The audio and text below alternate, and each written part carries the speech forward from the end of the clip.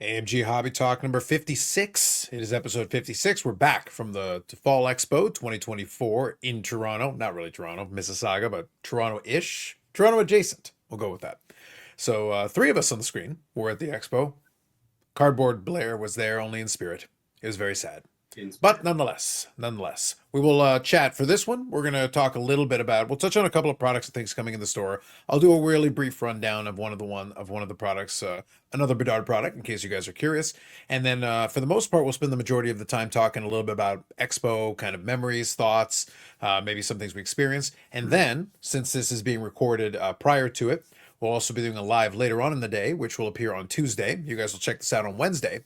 But on the live, we'll talk separate things. There'll be some other discussions and things, and then Steve will more than likely regale us with a tale of a card that has been seen on the channel previously that made it elsewhere.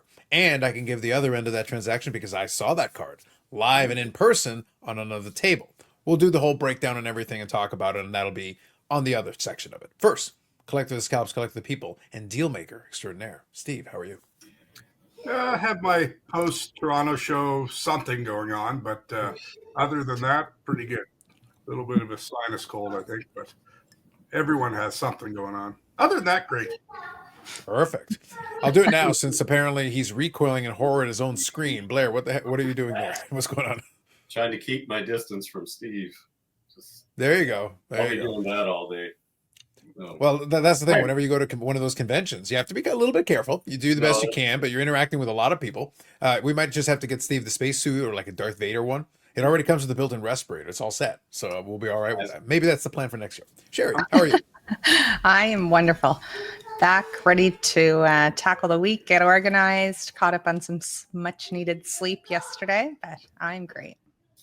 Perfect. So yeah, for the most part, as I said, it'll be an Expo-centric episode because we are going to focus in on that. So what I'm going to do real quick, I'm going to start off with Steve and then we'll kind of do a little bit around. Also, I want to talk to Blair since he was still holding it down in the store and the store was still open during all of this. So obviously there was some stuff going on there too. So we'll talk about it. So while I share, I'm going to share a couple of images of the booth itself so you guys can see.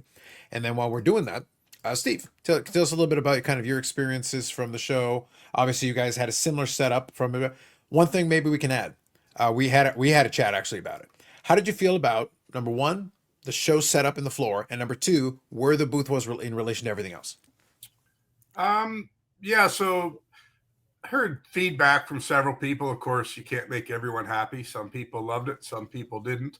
I think we were pleased with our location, especially you can see the bathroom over to the left there. Yeah. So that was nice and convenient. So we could always dart over there when needed. We're also in the close vicinity of PSA. So we had a lot of customers that would purchase cards from us and immediately ask which direction the PSA booth was in. So that worked well because we did, sell some things and, people were able to take it right over to PSA and have them slabbed. But yeah, I think the show went well. I don't know if we bought or sold as much as last show, but like we mentioned before, every show's different. Depends on what product you have. We did take a lot of higher end slabs, and we did sell a lot of them, but we didn't have the large amount of sales that we would with other items. But definitely moved some big cards, and like you said, one of the cards we will touch on in the podcast this evening, although that will be old news when people view this podcast. Mm-hmm. Absolutely. So, it's reverse order, but nonetheless, we wanted to at least acknowledge it in both places. So we'll definitely talk on it a little bit more. One other thing that I'll add here, kind of to Steve's point, is that when we were looking at the map, we were talking about the close proximity to COMC and talking about the close proximity to the grading thing. So in practice, in real life, I kind of noted to Steve when we were having a quick chat about it, it was even closer than I thought. Like when I say COMC, like I would have said a stone's throw, but that wouldn't be necessary. You basically you almost feel like you could touch the booth because it was that close actually in relative terms to it. That worked out well because obviously COMC was able to take his submissions there and COMC was fairly close to the graders. So it's a situation where if you were somebody like me, for example, that was doing business with a couple of different things, I have some cards I wanted to drop off for COMC. I could do that right there, immediately on the spot. I also had some cards that I needed for grading. In this case, Luke was good enough to help me. By the way, though that is one of the options that is available. We've talked about it in the past. Obviously, you could go to the PSA Village, and we'll talk a little bit more about that on the live version, or that you would have already heard by this point. But they did have their village set up and everything. We had shown a couple of images before, but you could obviously go there and deal with a lot of the folks that were related to it. But there were a handful. You know, Katie Collectibles, Luke, and a few others were there, and they were able to take submissions there for you. And really, that is a handy way. You don't have to really deal with the lines. They could kind of take care of that for you. And obviously, they work closely with Brad, so you're still keeping it within the family, so that you're still getting your stuff where it needs to go. I was able to take advantage of that. I've got a few cards here, and I'll show them in a couple of minutes that Luke was good enough to help me with. I took advantage of both. I did a couple of cards of on-site grading, and then I also did a couple of cards submitted as normal. So those ones will come back to me later, but then these were PC cards that I wanted taken care of directly at the show. We were able to do all that. And then if you had been at the show, you would have seen Luke all over the place. Luke was wheeling and dealing. He was all over the show, taking care of submissions and everything. But he also parked a couple times at the AMG booth, and that's actually where I gave him my cards, and he was able to then take them over and take care of that for me. And we settled up on those very easy, made the transaction easy. That's one other element. One last piece I'll say just based on this image. And this is something that maybe the Expo can work on. We obviously have the maps. The app is really good, by the way. If you guys use the app, it's actually quite handy. It gives you notifications, and it also shows you an automated map so you can see everything. But when people are trying to find booth numbers, we obviously gave the booth number. And this is where I always have my fun with the images, because I can zoom in on things and show you. So here you can see the booth, but if you want to see the booth number, you got to look down there at the floor. It's actually right there. It's 2610 is the number, but you can't really see that when you're just walking around. But they are there. They do put them. I would like to see signage on the actual thing. It would probably be a little bit easier for people to make out, but nonetheless, the booth numbers were there, believe it or not. They're just not easy to find all the time. Just thought I would share that. Let me see here real quick. I think we've got one more image of the booth. I'll just see if I can pull it up if it makes sense too. But one other thing. So Sherry, let me talk to you a little bit. So obviously, you were manning the booth, and you were the queen of the snacks. So you had that going. By the way, kudos to you. I definitely took advantage of it. So that was. I'm afraid I can't give you guys that as an Expo tip, because it's not generally existing. But if you know, you know, and if it works for you. But you guys were having a pretty good, not quite the village of PSA, but obviously there was a cast of characters rotating in and out. Folks working the booth, and then folks like myself kind of popping in and out. Luke was stationed there a couple times as he was working his way through.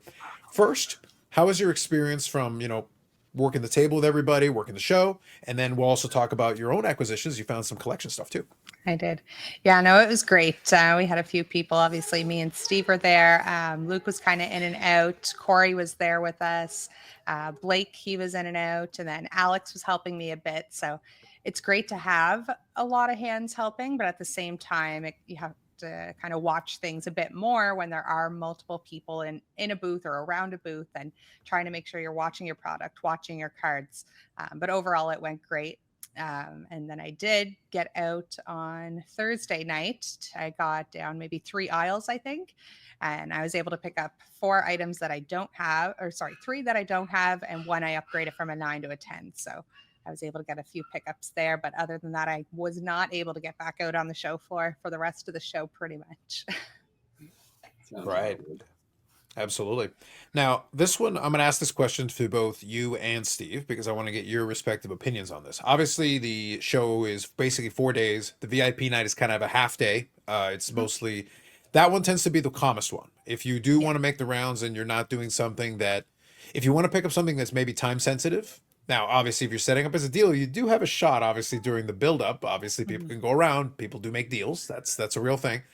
But even if you're somebody who has a VIP ticket and can get in that way, VIP night's not a bad deal if you are trying to find some stuff that maybe is more time sensitive, something that might go off a dealer table very quickly. The rest of the show, if it's not time sensitive, you can get it later, but at the same time, the crowds do tend to get bigger as the show goes on. Thursday is kind of the easiest one to wheel and deal if you want to take your time a little bit and maybe build a more elaborate kind of, or have a back and forth negotiation. The other days you can still do that, but it will get busier. So which one of the days do you guys think was the busiest from your perspective? Actually, obviously the Thursday and Friday, like usual, the early bird gets the worm. So those days it was moving the big cards, the Matthews 101 and a few other big vintage cards. Sold all those 1954 and 55 World Series tickets, which that was kind of cool. That was the first time we had put them out at the show, and they lasted about an hour. I knew they would sell. And then, oddly enough, Sunday may have been our busiest day because everyone started buying wax. We were a little concerned the first couple of days that the sale of wax was pretty slow, which it usually is, but it was abnormally slow. And then Sunday, people started showing up, and they were moving pretty fast. So we did make up some ground on the Sunday as far as moving, product, which is one of our main goals of heading up there.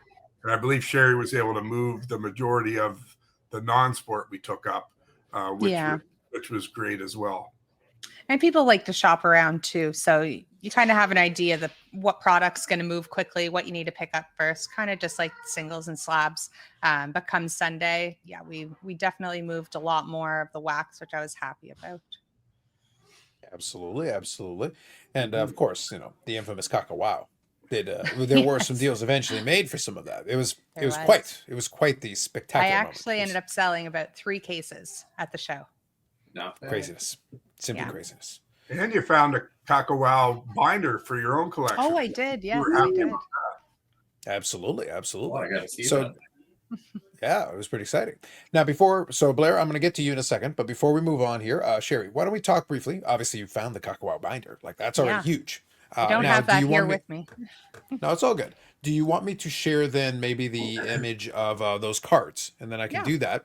And while I'm doing that, then you can kind of run us through what those are. And then after that, Blair, I'll go to you and we can talk about what was the happenings in the store. So let me show this image here. And we'll show some of these cards here. And that's one of the things we've talked about in the past, obviously, that a lot of us are also collectors. So we try to find our own stuff. But you have to try to find time in between your other agenda items to be able to actually go through and find some of those things. So here we go. All right. So we got 4 cards here that we're showing, as you mentioned. These are a lot of the Mewtwo's. So what do we have going on here? Yeah, so these are some pickups. So the first one, the Mewtwo V-Star at the top left, I actually have that in a 9, but I'd seen the 10s. It was a good price, so I picked them up. I actually got 3 of the 4 of these from the same dealer. So it was great to just be able to pick them all up at the same table. But yeah, as most of you know, I collect Mew and Mewtwo. Then I have my base set and my sealed booster boxes. So these were a couple more additions that I didn't have. Then I got the Unified Minds 10, the Shining Legends 10, and I did not have the first edition Mewtwo Holo. So that was a great buy, great price, and I was really happy about that one. Biggie. Excellent. So that works out very nicely. So it's good. It's always good when you can find some collection items. And I'll actually have to ask him. I didn't get a chance to ask him when I did talk to him. I don't know if Brad actually ended up picking up anything for himself. I know he had some objectives and some goals, but I'm not sure if he was very busy in the village. But I think it helped that things were really well organized. But we'll touch on that in a separate conversation with him. But I'll be curious to see if he had any success at all picking up anything for himself. But I did get a chance to see him a couple of times. So the fact we were able to chat a little bit meant he did have a little bit more time while the village was being run. Did you want to add something, Sherry, to that? I was just going to say, I'm sure everybody else seen him more than I have. I have no idea what he picked up still. Yeah, that's why I'm curious. I'll be curious to see if he was successful in finding anything for him. I was at least able to chat with him a couple of separate times, and one of the things we talked about in a little separate conversation is I did warn him, and it was a warning more than anything else. I did say that there would be some swag in my possession, or I was going to become the new mayor of PSAville. Now, luckily for Brad, he did manage to find a down payment, and it was a down payment because I expect more. Off in the distance, wherever he is, Brad, there must be more, or else. Wow. Sherry, were you saying something to us, or were you saying something in there? Okay, Yeah. just checking. It's just hollering at my nephew, my brother and sister-in-law are down there. I was just sending them a message. There you go. See? Warnings, Steve. There are warnings all over the place for everyone. All right. So, Blair, so let me talk to you. So obviously, while this was all going on, you were there at the shop, attending the shop. First of all, how was it? And then also, I'll show off the card that you sent over so I can show it. But tell us, what was going on in the store while this was going on? Yeah, so obviously Sherry and Steve were the last ones to go. That was Wednesday morning. So yeah, myself and Parker. Shout out to Parker because I wouldn't have been able to do it without him.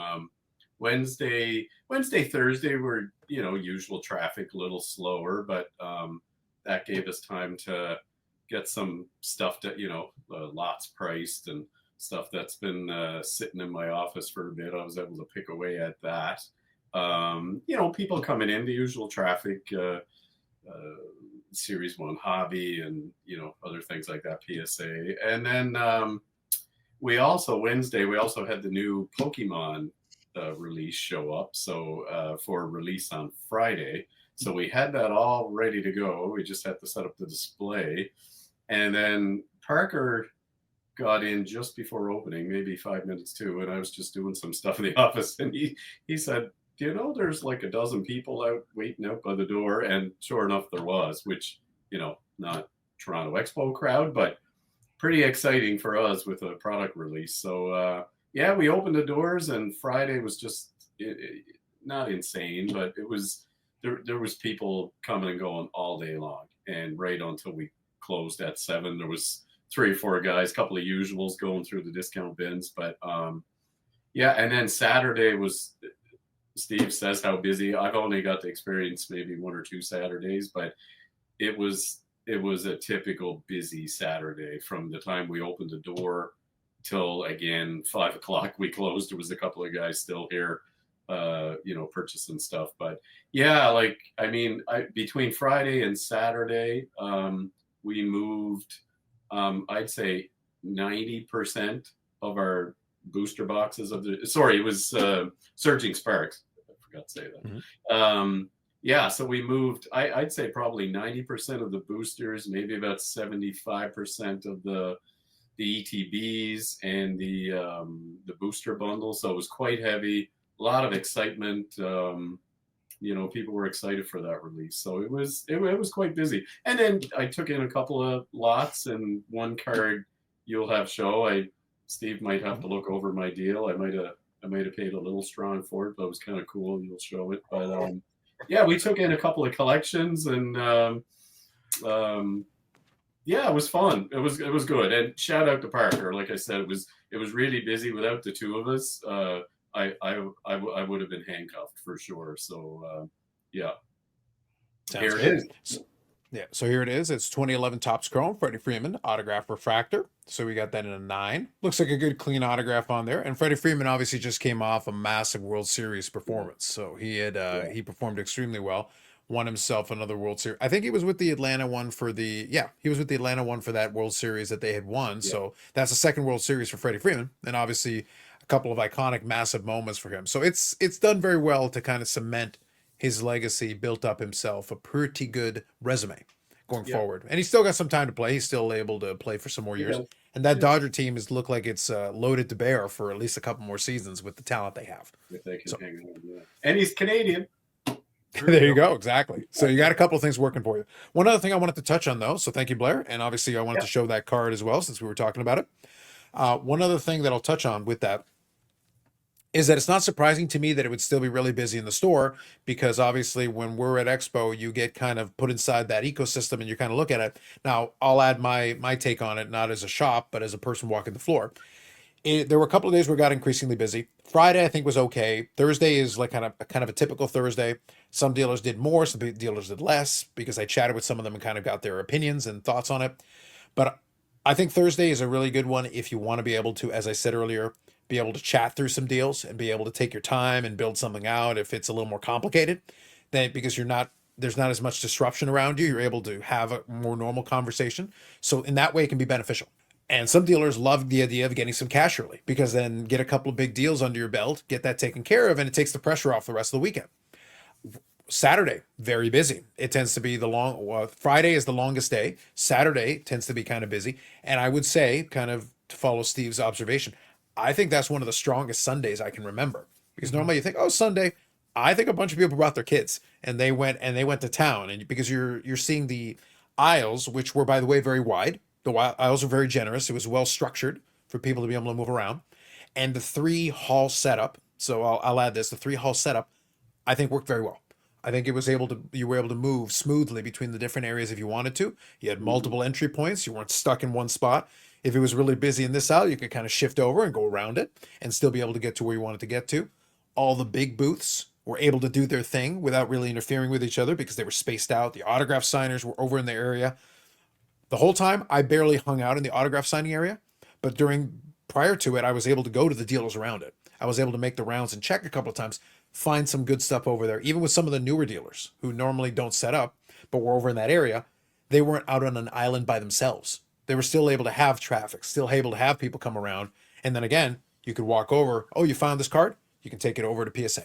You can take it over to Beckett. You can take it over to KSA if you want to, or any of the other ones. But they were all there, and they were all spaced out in a way where it made sense. All the graders were in a similar area. The signing was happening over there. Upper Deck was doing all its stuff on the other side. CSC had its own area. I think CSC probably per capita was stronger with the Pokemon because they tended to have a lot more of that.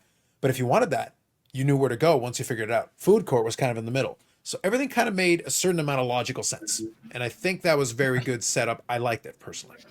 Yeah, I did too. I think the setup and the layout was great. I think it was just confusion for people because it was a new setup.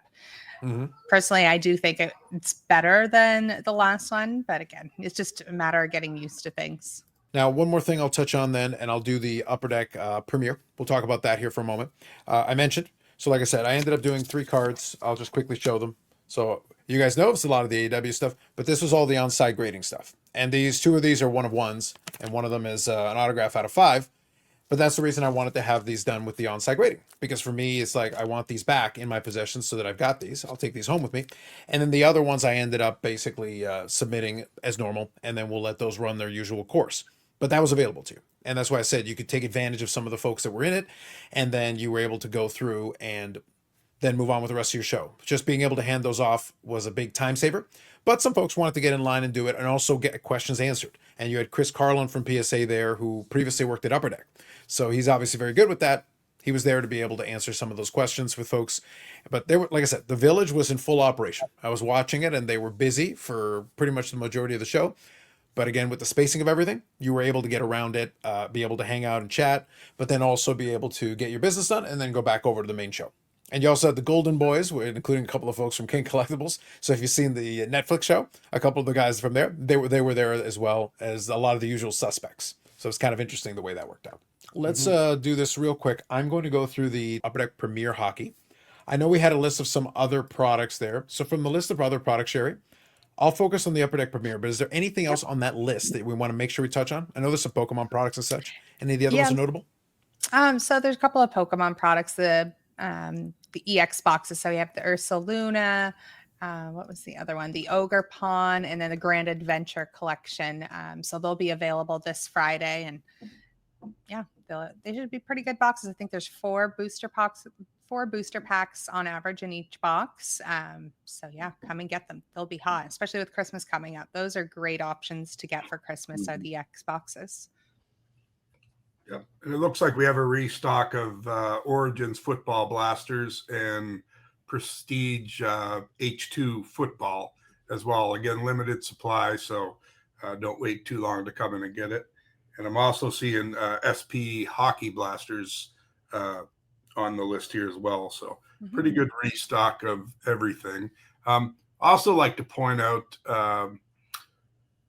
Blair had a couple instances with the new Pokemon product where, people came in and, wanted to buy a case. And then when, Blair informed them that, they couldn't have a case, they may or may not have got a little salty with them. But what we decide to sell depends on our allotment. So, I mean, if we've got plenty of a product and we decide we're going to sell it as a case, have at it. But this is a hot product. It was a limited supply. If we were selling it by the case, we would sell it in 5 minutes because 3 or 4 people would come in and get it, or less. So, yeah, that's why we always say on the podcast, reach out to the store for quantities and availability. That way you would know when you came in what to expect. We can't have customers come in and, demand cases and they end up, taking 30% of our inventory in one shot. Like, if we got 100 cases of something, have at it. But when you don't know what our allotment is, we kind of sit down as a group and predetermine what we're going to sell. And even Yeah. while we're on that, we have one product that is coming this week. I've probably received 10 phone calls and I don't know how many emails about it. The Topps Chrome update baseball's coming out. And I mean, it's such limited supply that we won't be selling it even in boxes. We're going to sell it in packs, just like we did with update, because we want to make sure everyone that wants it at least has a few days to come in and, have the opportunity to buy a couple packs. Same thing if we sold as boxes, one or two people would buy them all, because some of these products are very limited. So again, when there's a new product coming out, reach out to us first. That way, when you come in, you won't be disappointed or ask 20 questions. Why can't I get this? Well, a lot of times the reason is, we only get so much of a product. So if it's a flagship product we get a lot of, there's cases available. Other items, we can't control the allotment. And again, Sherry has something to say on that as well. Sure. Yeah.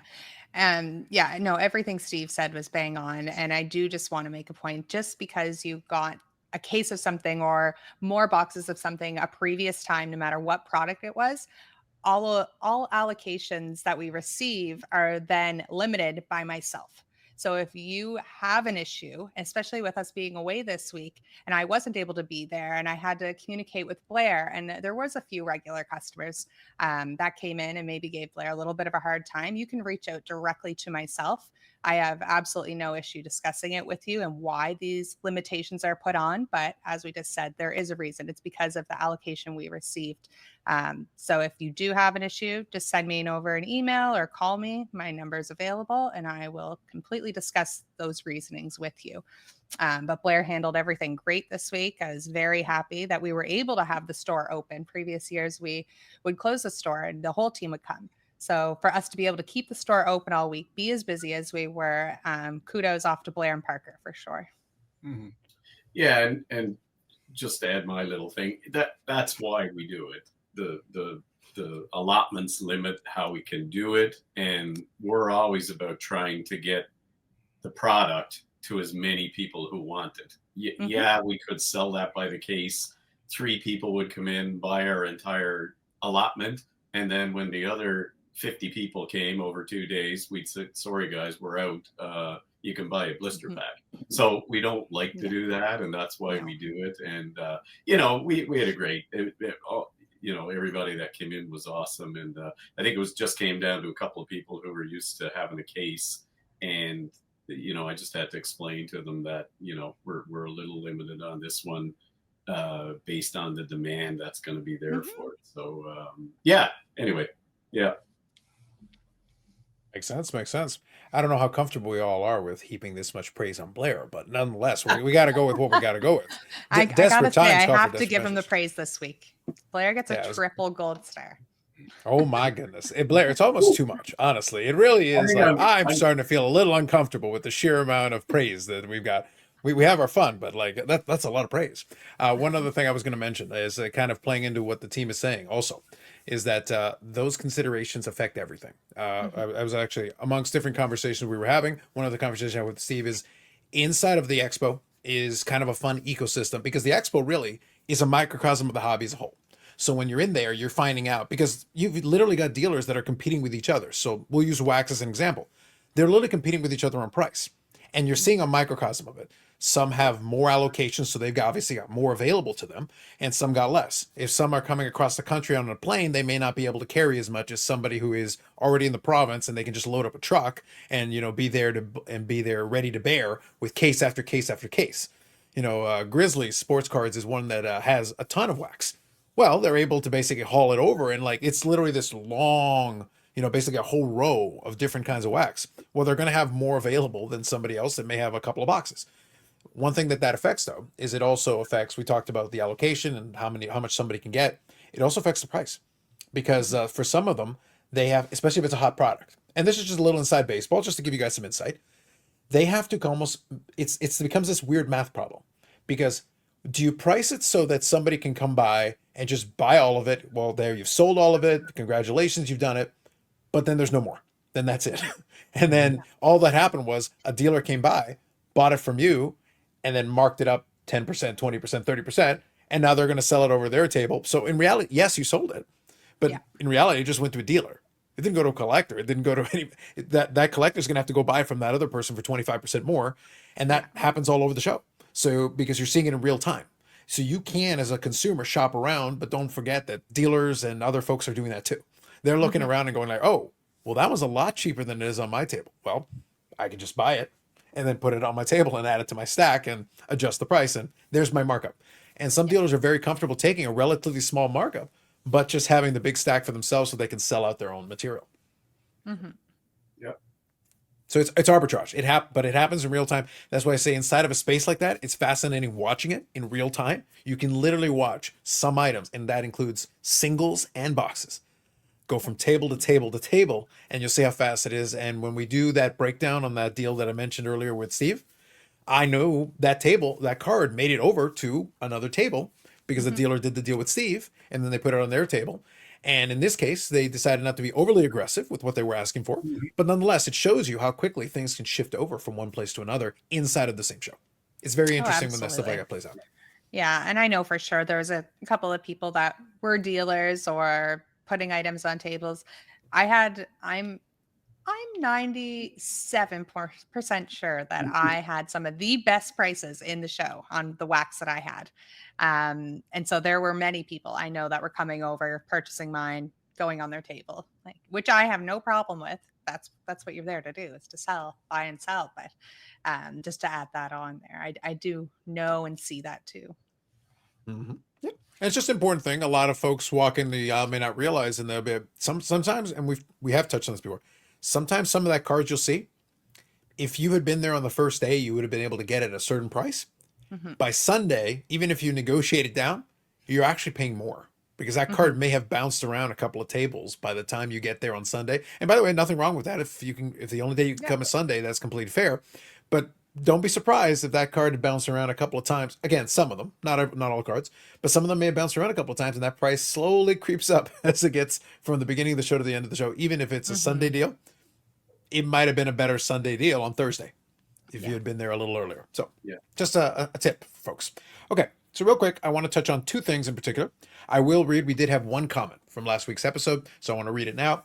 I was asking from Powerpuff Girls for Life, asking, speaking of Marvel, will you be getting any Marvel Series 1 boxes? Not that I'm aware of. I'd have to pull up my sheet. I don't have that one in front of me right now. But you can reach out to us via social media or email, check in and or call the store, and I'll be able to let you know. I just don't have that in front of me right now. That's all right. So I'll make sure that I do see this week we have Marvel Guardians of the Galaxy 3 coming out. I don't know if that's what she's referring to, but Series 1 is actually I think it's a playoff of a previous product. I think they're I think I saw at least some sell sheets for it. I think it's a similar product like that. It'll be worthwhile. So what I'll say is I'll pose the question to the team, but I will say I'll agree with reach out to the store just to get a specific confirmation. That way, they'll also be able to tell you how much, if any, is coming in. That way, you know what to expect as far as allocation is concerned. Because some products are a little bit tight in terms of it, and they may only have a little bit. So if that's the case, you'll want to know. Because that way you can find out pricing and then also how much availability there will be. And that way you'll get all the information all at once. Yeah. So thank you for asking the question. Also, Carlos, too, I'd like to point out just what I've noticed when contacting the store. I think I'd contact us however, but I like when I receive an email because 3 or 4 times a day at least, whether it's me or Sherry, we're checking the email. We have what exactly you're looking for in front of us. And, we're not, and then of course, if we're helping the customer and the phone's ringing, we're jumping back and forth. So we check our email often. So unless it's unbelievably important and you need to contact us, I like, through the social media avenues. It just allows us to spend the time with the customers in store. But with that being said, contact us however, but I like an email, especially with some of these odd sets. I like being able to read it word for word, what exactly you're asking about. And it gives us also, instead of making a decision right then and there, we can actually check it out and see if we're getting this instead of speculating when we're just speaking on the phone. So we can research your question a little bit. But to be Sounds fair, you good. did make the comment, and so I should have seen it. It was a hectic week, so I apologize for not seeing that sooner. No worries. So I wanted to make sure I gave that to the team, but again, we'll look into it. But at the same time, yeah, follow up again with a contact point, because that way we'll be able to get you a more direct answer. But like I said, I think I've seen a sell sheet for the product, but it will be able to at least give you a little bit more information if you do reach one of the contact points. Again, if it's a less time sensitive thing, you can always leave a comment. We'd appreciate the engagement either way. And don't forget to hit the like button, because now we're all full of praise. So this is hit the like button for Blair. Do it for him. Yes, please. I'm just going home. Like, Mhm. it can't get any better. That's it. It peaks. It's peaked. Quick editor interjection here. Initially, myself and the team actually spent a couple of minutes going over 2023-2024 Upper Deck Premier Hockey, and it turns out we misread the sell sheet. The product that's actually going to come in this week is going to be 22-23 Upper Deck Premier Hockey. So I'm just going to cut this in and kind of interject it because it is a different one. So it is not the Bedard year. It is actually the year before Bedard. I was a little surprised that we were still this far behind. I thought we had finished the 22-23 products, but here we are. We've got another one. I did confirm on a couple of other websites just to make sure, but this is the one. And we were a little bit surprised that we didn't have a checklist, and this is the reason why. So I will include a link to this one from Beckett, which includes the correct checklist. So I do strongly recommend checking it out. I will quickly overview this just to go over a couple of the high level things for it. But if you want to get a full breakdown of it, go check out the site and the link that's included and the checklist so that you can make sure that you can find any players, any teams, anything that you're looking for. But if you're familiar with a lot of the Upper Deck Premier from the past, it is a high-end product. So it's a little bit more feast or famine, but there are some really nice cards that you can pull in it. So we're going to go into it and scroll down through and showcase a couple of items. So here's the design that you're going to be looking for. And you've got your vets and legends, various parallels all the way through the Platinum 1 of 1. And they do change the numbering scheme depending on vets versus legends versus the rookies. And you want to make sure that you keep an eye on that. And there are autographed versions of it as you usually expect, along with memorabilia and premium memorabilia as well. So here in the mock-up, you've got a McDavid there, out of 5 with hockey laces, which is actually kind of a fun little toss-in with a different kind of memorabilia than is normally the case. And they do have different ones with different numberings depending on it. Hockey laces out of 5, neckline out of 3. So similar to the base versions, except obviously more limited with the different kind of memorabilia being used. From the autograph side of it, since it is a high-end product, you do have the rookie auto patch. So here is a mock-up of what that could look like. And some of them are pretty nicely done. Horizontal rookie auto patches, and you do have parallels of those, including the Platinum 1 of 1, similar to the above. Now, scrolling through here, you do have Premier Focus, which shows you a little bit of a different design with a patch autograph there as well. And based on that mock-up, it looks like they're utilizing a paint pen, which I'm always a big fan of, especially with the dark background. So hopefully you can get something that looks well designed like that. And then a key piece for someone like myself who likes to collect one of the legend players, inside of it, you've got Premier Slap Shots. The checklist includes a bunch of legends and stars in it, and I'll be looking for a Medano that's actually included in this, and there is a parallel out of 10 for it. An important distinction, though, if you are somebody who does collect some of the legend players, the ratios are different. So veterans and rookies are 1 in 12 packs, and then the legends are 1 in 48. So they are a little bit more short printed, with the gold parallels being numbered out of 10, and that's numbered out of 10 either way, so you can include that. Looks like a decent design on it. As long as it showcases the autograph well, I think it'll be pretty good if you're able to pull one of those. Similarly, scrolling down, you've got this Premier rookie with what could look like a pretty interesting patch pieces if you're able to get one that looks similar to this. Again, it is a mock-up, but if you're able to get something interesting like this, I think that could be a pretty good pull. And you've got your standard memorabilias, including, of course, the infamous Mega Patch. Got to say it that way. It's very important. They are hand number as well. That is kind of a tradition there with Premier. And you can get some really nice patch pieces with the different part of the patches included in it. And oftentimes they do label them. So you're able to see here in the mock-up, this is the chest logo. So it just kind of differentiates it a little bit so that you can see where the different patches are coming from. And I think that's kind of a fun addition to it that makes the cards look pretty good. And I do like the design on this particular one. I think it looks a little bit more interesting and includes a slightly bigger picture of the player than some of the previous iterations. Now, scrolling through, you also have the trios. So there is another example of it. I won't go and say it again, but nonetheless, you can find some really nice combinations here. And there are some limited versions of it.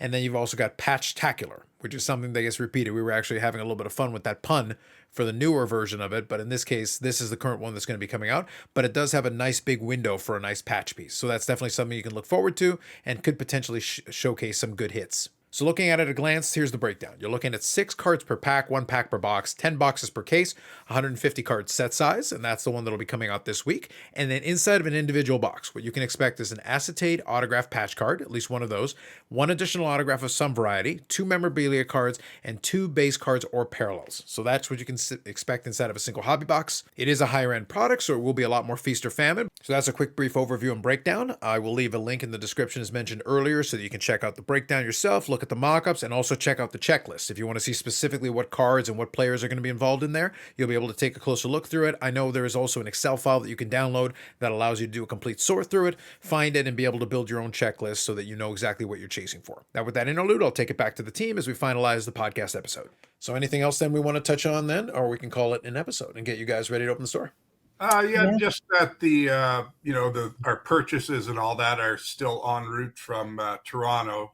Hopefully arrive late Tuesday or sometime during Wednesday. So hopefully later in the week we'll start processing those and have some nice cards available. We were a little more selective in what we purchased. Didn't buy many young guns. I kind of went after some cool funky numbered patches, things like that, just to add a little color and something different in the showcase. So, and I think, like I touched on, I don't think we bought as much as last time, just because every show's different. But I was pleased with what we picked up. We even, I think, have a 1967 O-Pee-Chee baseball set. So that's something I don't even remember the last time we had one of those. So just a few different things for people to have a look at. So looking forward to the stuff we purchased arriving. Absolutely. So it'll be interesting. And as we alluded to on the other ones, for the same thing, for those cards and items that get added into the shop and into the store, reach out, use the contact points. That way you can find out what's going on there if there's something new. And, we'll be back to kind of a normal schedule next week. We'll be able to share with you some things. And also, don't forget, the monthly card shows are still there. So by next week's episode, we'll start reminding you more thoroughly about it because it'll be getting closer as we cycle in again. Trade night, card show. So we still got a couple more before the end of the year. So you folks will get the full update on that as well. Yeah, and I did see a few emails come through. Sorry, I did see a few emails come through yesterday as well. So I will be getting back to everybody this morning to confirm those tables for you. So if you are looking for a table, send me over an email at amgbedford@gmail.com and we'll get you on the list. Perfect. Sounds good. So for Blair holding it down in the store, Sherry, and the Collector of Scalps, Collector of the People, another episode in the books, and folks keep tuning in and stay engaged in it. And by the way, check out our YouTube short. We got Steve doing the wheeling and dealing there. You can watch it. It's glorious. It's fantastic. So we've got it on there, and then there'll be more stuff coming up on the channel. And again, we'll do a little breakdown of that deal as well, so you guys can get a little bit more insight from that side of the table. So it may be instructive to you to see exactly how a deal like that gets constructed and put together. So it'll be a lot of fun. So we'll talk about that and more on the upcoming and with a lot more things coming down the pipeline on the channel. So for us, that's it this time around. Thanks very much. We'll catch you in the next one.